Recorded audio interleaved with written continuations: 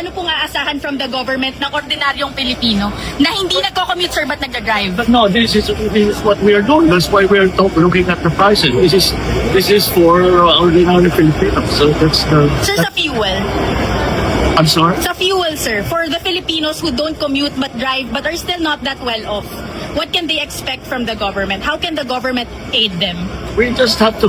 That's right. That's why we have the authority for the excise tax to move the excise tax. That's why we have asked for several. But we are worried. What we are worrying about right now is the supply. And the reason we're doing that is that everybody has nagpo-conservative sila. So, but right now we don't have a problem sa supply with food. We don't have a problem sa supply with petroleum products, including fertilizer for the farmer.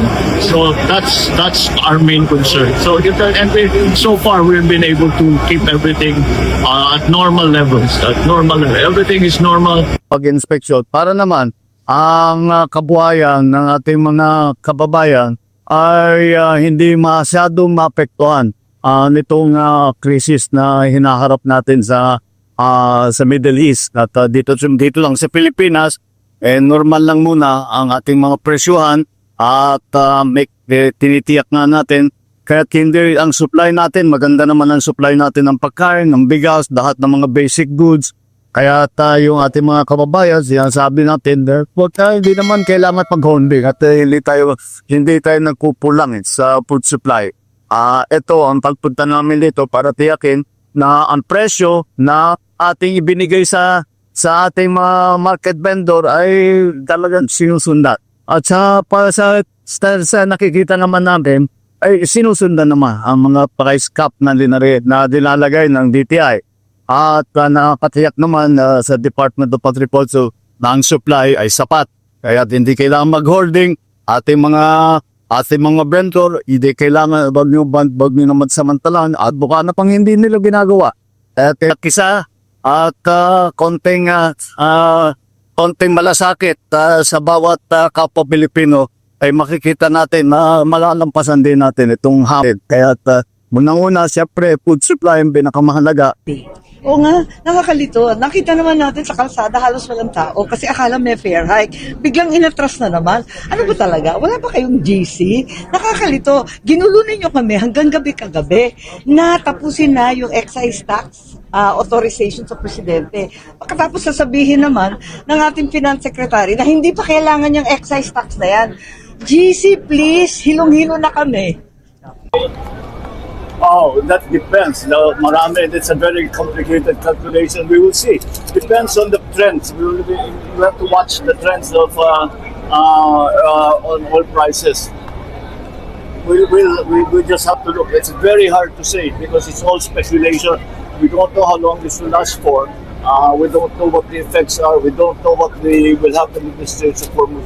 So right now we are just adjusting to the situation, and when the situation calls for it, then we will see. But when to exercise that power and how much by.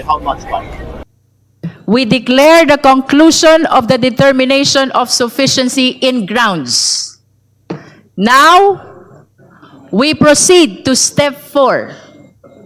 That is the hearing proper. Sigurado nang uusad sa isang pagdinig ng Kamara ang mga reklamong nais patalsikin sa pwesto si Vice President Sara Duterte. Ito ay matapos ideklarang sufficient in grounds ang impeachment complaints ngayong Miyerkules, March 18. Ibig sabihin, may sapat na dahilan ang mga mambabatas na magsagawa ng formal na pagdinig matapos suriin ang sagot ni Duterte sa mga reklamo.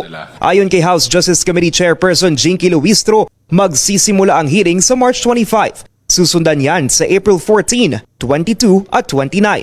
Sa bisa ng isang resolusyon, pinayagan ng Kamara ang Justice Committee na magdaos ng pagdinig habang nakabreak ang Kongreso mula March 21 hanggang May 3. Nakatakdang padalhan ng notice ang mga complainant, witness at si Duterte para dumalos sa pagdinig. Pero ano nga ba ang aasahan sa hearing? This will be a mini trial. What is important is to give ample opportunity to the complainant to present their witness and evidence per ground. She will still be given ample opportunity to present her evidence after the complainant.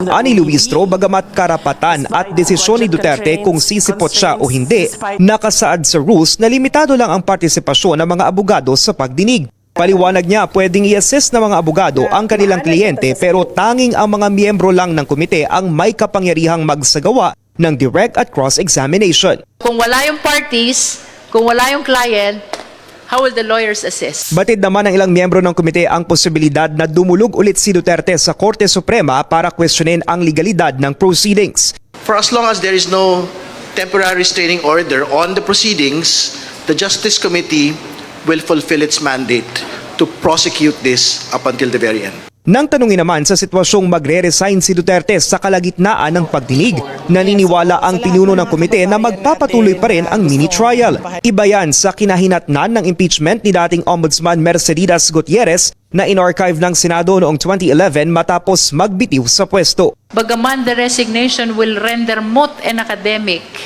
the penalty of removal, I think the penalty of perpetual disqualifications need to be resolved as well.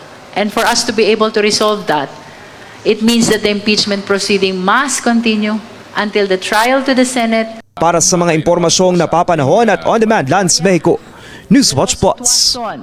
Kung hindi, kung i-hear namin yan ngayon, tsaka pang ano pa yun,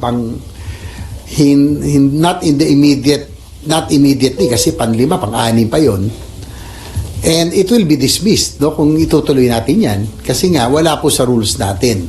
You cannot find it anywhere in the rules about that issue on no work, no pay. So, kailangan natin, in case, if kung gusto mag-prosper, kailangan i-amend yung rules to include no work, yung sa no work, no pay. And what is the possibility, sir, of amending the rules immediately before the hearing no kay Sen Bato's ethics complaint?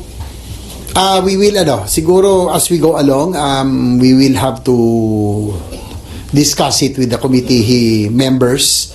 Total, may mga 4 o 5 pang cases before yung kay Senator De La Rosa no? Pang-6 pa yata yun, so medyo marami pa. So probably marami pang chance that we can talk about it in case we have to really amend the rules so that yung pong complaint against Senator De La Rosa, just in case, may proceed. But as of now, as I'm, again, madi-dismiss nga yan. Kasi nga, wala po sa rules. Pero sir, parang wala naman pong 1-year bar rule, di ba? Kung magre-refile ng ethics complaint. Wala naman. Baka lang makusahan kayo, sir, na palibhasa si Senator Bato kasamahan, baka ma-accuse yung committee na pinagtatakpan yung kasamahan. Paano po pinagtatakpan? Ngayon nga po, kami na nga po nagmamadali na ipasa yung adoption ng rules. Kasi nga, kasi meron nga may isang senator na nag-apila nga na dalhin muna sa body para the whole body can decide. But sabi namin, pinagbibintangan na kami, inuupuan to, and the committee cannot act on anything not until the rules are adopted and published. So I was already, I guess I already decided that we already have to divide the house para ma-adopt na and ma-approve na yung rules so that it will be published, so that we can already start. The committee can already start with the first case and so on. Sen, following the amendments introduced by... We just have to play by the rules. No? Hindi naman pwedeng dahil mainit yung issue sa isang senador, again, we will, first in, first out, just like in any court, no? I should really clarify muna. Ano ba ito sinasabi nyo? Parang do the math, At tingnan natin kung physically possible, logistically possible, edi pag-usapan natin at iisa lang natin. Ayoko lang iwasan ko yung mag-hearing ka, mauwi lang sa contempt. Alam mo, wala naman kaming lugar dito. 18 yung ikukulong mo. Sir, bakit? Hindi ko naman maiwasan kung mayroong mag-motion to cite them in contempt of the committee. So mag-motion dyan, tapos magbobotohan kami. Kung ipakulong. So walang betting kay Governor Chavit? Well, he's a former governor. Kaya I leave it up to him to justify his presence. Mag-testify siya. Anyway, makita ninyo naman yung credibility or incredibility, whichever the case. ay para siyang nagtatanga-tangahan. Hindi niya alam ang batas, hindi niya alam ang regulasyon. Bakit? Wala bang karapatan ang mga 18 Marines na pumili ng sarili nilang abogado na gusto nila? Wala naman tayo sa korte eh. Kung nasa korte ka, it is advisable kung abogado ka na magkaroon ka ng sarili mong abogado pag nasa korte. Sa ganitong investigasyon, walang ganong rule, no?